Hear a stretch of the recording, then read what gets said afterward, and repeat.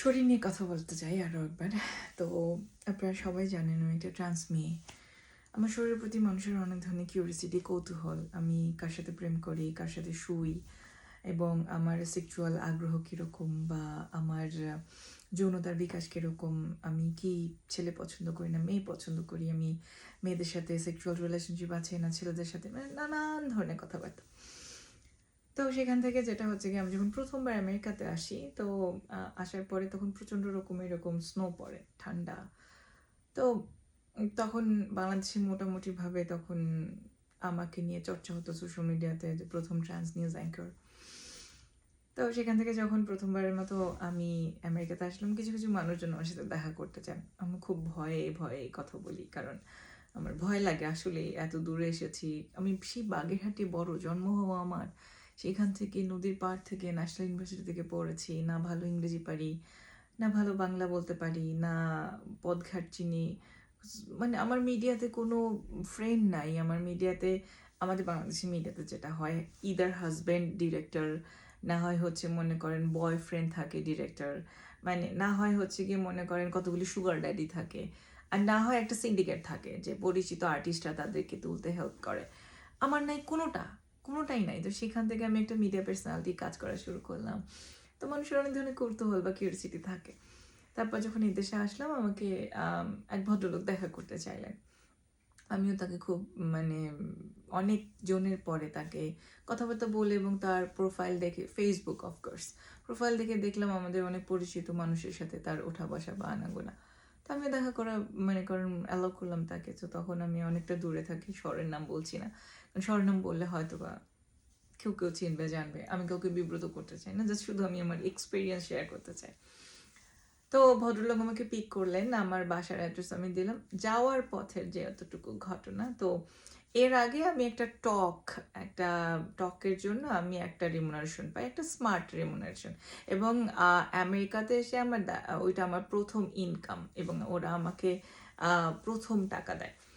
তো একটা smart amount of money. So আমার যেটা হলো, যেহেতু আমার শপিং করার খুব শখ, আমার মন খারাপ হলে আমি শপিং করি, আমি আমার সাধ্যের মধ্যে যতটুকু পারি।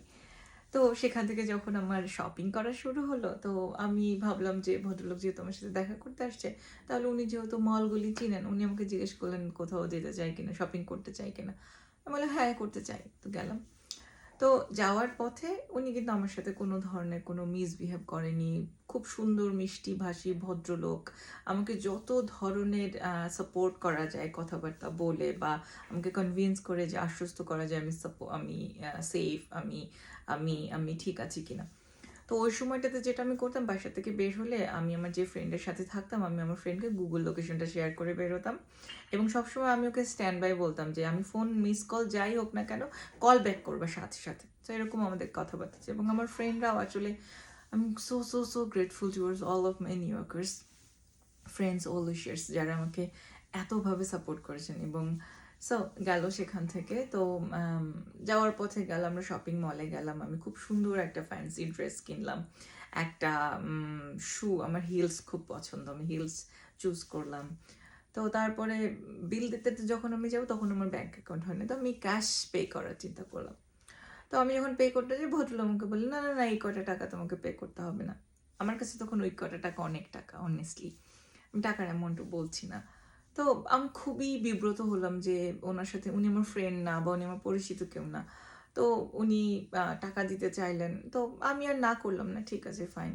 কথাবার্তা বলা হলো, টাকা পয়সা দেওয়া হলো, শপিং শেষ করে এবার আমরা যাবো লাঞ্চ করতে। যাওয়ার পথে যেটা আমি খেয়াল করলাম সেটা হচ্ছে কি, ভদ্রলোক এবার একটু ক্লোজ, মানে আগের চাইতে এবার একটু ক্লোজ। এবং একটা সময় কথা বলতে বলতে আমার থাই, লাইক আমার থাইয়ে হচ্ছে আমার হাত দিলেন উনি। তখন আমার মনে হলো যে পুরুষ মানুষ টাকা দিল, টাকা দেওয়ার পর তার মানে হচ্ছে এই শপিংটা করে দিল, আমি অ্যাকসেপ্ট করলাম, তার মানে সে বুঝলো যে আমি তাকে পারমিশন দিলাম আমার বডি টাচ করার। No, not at all. আমি হাতটা সরাই নিলাম এবং তারপর দেখলাম উনি একটু বিব্রত বোধ করলেন। আমরা কোনো রকম লাঞ্চ মানে করার ফাঁকে আমি একটা আমার ফ্রেন্ডকে কল করে রেখেছি যে কোনো সময় আমাকে কল করবো, বলে বাড়িতে ইমার্জেন্সি। আমার ফ্রেন্ডও ঠিক লাঞ্চের মাঝামাঝি সময় আমাকে ফোন করেছে, আমি ইমার্জেন্সি, সে আমাকে ড্রপ করে দিয়ে গেছে।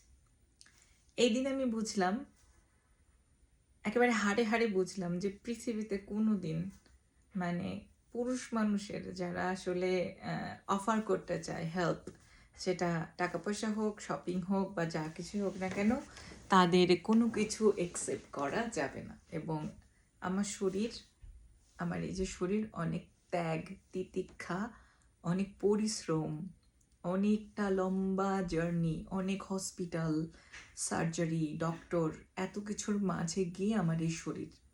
সো এই শরীরটা যে কেউ চাইলেই হাত দিতে পারবে। সো এবং আমি সেই দিন বুঝলাম যে আমাকে এতটা টাকা ইনকাম করা শিখতে হবে, যতটা টাকা ইনকাম করলে আমার যে হিলসটা পছন্দ সেটা আমি কিনতে পারবো, আমার যে ড্রেসটা পছন্দ সেটা আমি কিনতে পারবো। চড়াই উতরাই পার হয়ে গেছে সৃষ্টিকর্তার অশেষ কৃপায়। আজকে একটা জীবন যাপন করি, ভালোই আছি, একটা চাকরি করি, পারফরমেন্স করি, সব কিছু মিলে আসলে আমি খুব কৃতজ্ঞ মানুষ যে যা যতটুকু আছে, যা যা আছে আমি ভালো আছি।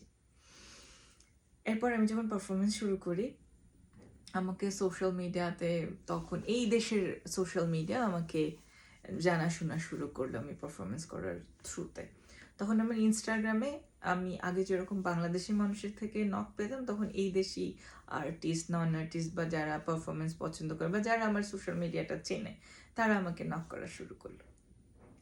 তো নক করার ক্ষেত্রে একদিন আমি পারফরমেন্স শেষ করে এক ভদ্রলোক আমাকে টেক্সট করলেন যে আমার পারফরমেন্স আজকে দেখেছেন, আমার পারফরমেন্স খুবই ভালো লেগেছে, এবং সে আমাকে খুব মানে প্রশংসা করলেন। আমার চোখ সুন্দর, আমার অ্যাটায়ার সুন্দর, আমার স্পেশালি সে আমার জেস্চার বা আমার কথা বলার ভঙ্গি বা আমার শাড়ি, এবং আমার শাড়ি এবং আমার চোখ, এই দুটো জিনিস ভীষণ পছন্দ করলেন।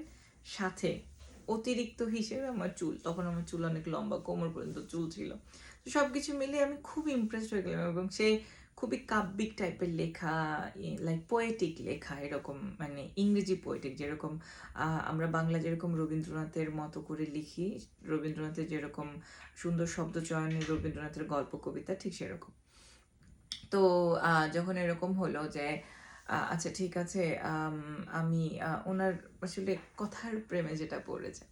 তো একটা সময় ভদ্রলোক টুকটাক টেক্সটিং হতো, কথা হতো না কখন, ভদ্রলোক একদিন দেখা করতে চাইলেন।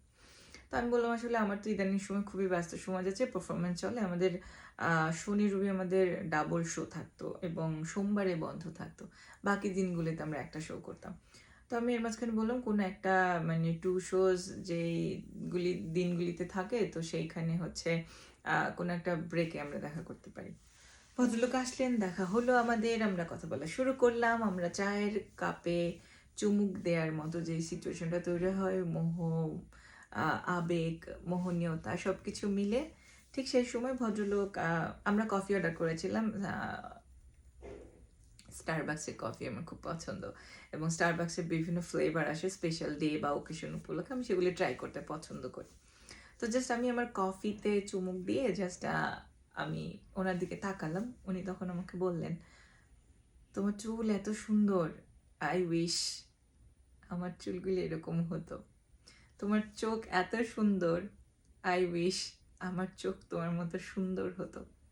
তোমার শাড়িগুলো এত সুন্দর, তাশা তুমি বিশ্বাস করবা না, তোমার সবগুলো ছবি ফেসবুক থেকে শুরু করে সোশ্যাল মিডিয়া বা গুগল করলে তোমার যত শাড়ি পরা ছবি দেখে আমি সবগুলো দেখেছি গত 1 সপ্তাহে। আমি কি তোমার একটা শাড়ি ধার পেতে পারি?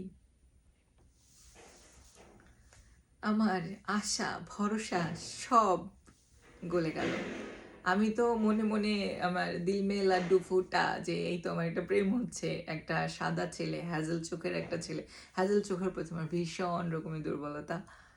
আমি তখন বললাম, মাটি তুমি কেন ভাগ হচ্ছ না, আমি এখন ঢুকি, আমাকে এই সিচুয়েশনে এরকম একটা পরিস্থিতি ফেস করতে হবে। বাট একটা জিনিস আমার ভেবে খুব ভালো লাগছে যে মানুষ আমার সাথে শেয়ার করতে পারে। যেমন সেই সাথে ভদ্রলোক আমাকে একটা কথা বলেছিল যে তোমার জীবন এবং তোমার আচার দেখে আমার যেটা মনে হয়েছিল, আমি এখন পর্যন্ত নিজেকে আবিষ্কার করতে পারিনি যেটা তুমি পেরেছো। আমি এখন পর্যন্ত আমার যে ভেতরকার যে সত্তাটা গুমড়ে গুমড়ে কাঁদে, সেটা আমি এখন পর্যন্ত আমার ফ্যামিলি বা সোসাইটির সামনে জানান দিতে পারিনি, যেটা তুমি পেরেছো। এবং আমার এই তোমাকে বলায় আমার মনে হচ্ছে তুমি সেফ একজন মানুষ, তোমাকে বলা যায়। আমার সেদিন খুব ভালো লেগেছিল আসলে, আমি আমি কোনো রিয়্যাক্ট করতে মনে মনে খুব বিরক্ত হয়েছিলাম, মন খারাপ হয়েছিল। অন্যদিকে আমার ভালো লেগেছিল এটা ভেবে যে আমি একটা অচেনা মানুষের কাছেও আমি সেফ মানুষ মনে হয়েছে তার। এটা আমার জীবনে অনেক বড় পাওয়া। এবং আমাকে বিভিন্ন সময় বিভিন্ন মানুষ আমাকে নক করে, বিভিন্ন সময় নক করে তারা আমাকে অনেক, তাদের অনেক ব্যক্তিগত গোপনীয়তার কথা আমাকে বলে, এবং আমি শুনি, সময় করে শুনি যতটুকু পারি। এবং বিশ্বাস করুন, আমি না এটা এটা আমি এত পছন্দ করি যে মানুষজন আমাকে এত বিশ্বাস করে।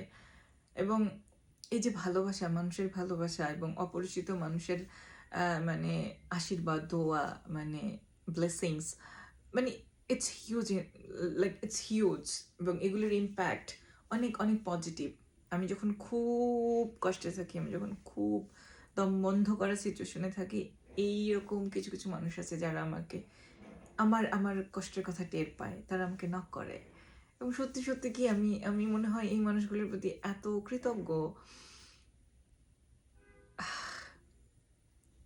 যারা জীবনের গল্প শুনতে চান। আসলে এই কথাগুলি শুধুমাত্র তাদের জন্য।